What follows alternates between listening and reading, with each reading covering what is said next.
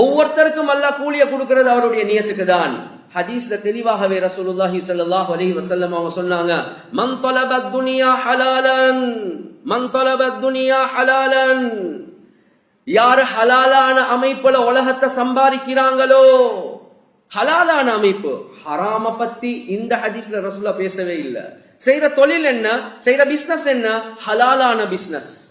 இந்த நேரத்தில் அவருடைய நியத் என்ன, இஸ்திஅஃபாஃபன் அனில் மஸ்அலா, நான் அடுத்தவங்களுக்கிட்ட கையேந்த கூடாது, வஸஅயன் அலா அஹ்லிஹி, நான் என்னுடைய குடும்பத்தார்களுக்கு செலவழிக்கணும், ஏண்ட டிபெண்டன்ஸ், ஏண்ட மனைவி, ஏண்ட உம்மா வாப்பா, ஏண்ட புள்ளேல்.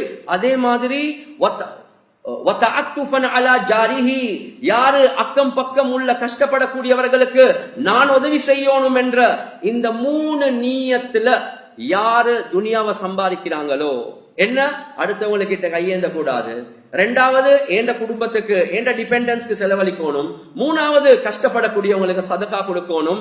லகியல்லாஹ யௌமல் கியாமா, கியாமத்துடைய நாள் அவர் அல்லாஹ்வை சந்திப்பார். வவஜ்ஹுஹு, அவருடைய முகம் பௌர்ணமி நிலவ போல பிரகாசமா இருக்கும் என்பதாக இருக்கிறது பெட்டா பஜார்ல. ஆனா கியாமத்துடைய நாள் இந்த நியத்தோட செய்றார், என்ன, பௌர்ணமி நிலவ போல அவருடைய முகம் பிரகாசமாக இருக்கும்.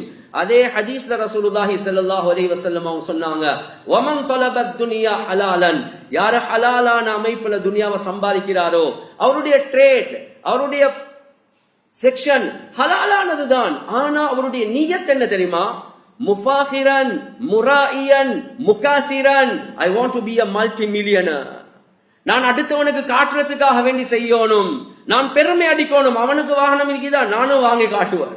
அவனுக்கு வீடு 3 மாடி இருக்குதா, நான் 4 மாடி செஞ்சு காட்டுவேன்.